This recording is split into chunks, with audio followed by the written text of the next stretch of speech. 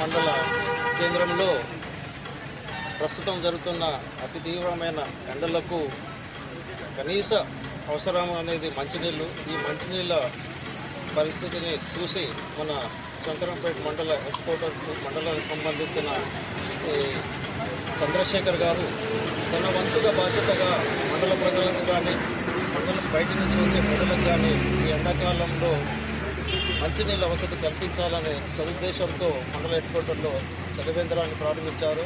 చాలా మంచి పద్ధతి ఇది.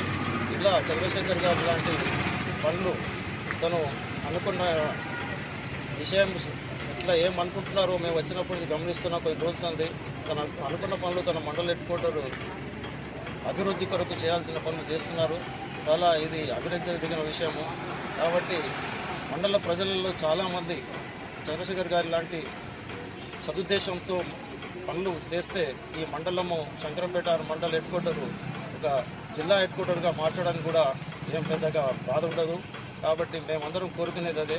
చంద్రశేఖర్ లాంటి గారు చాలామంది మన శంకరంపేట మండలంలో ముందొచ్చి ప్రజల అవసరాలు తీర్చి ఈ శంకరంపేట మండల హెడ్ క్వార్టర్ను అభివృద్ధి చేయాలని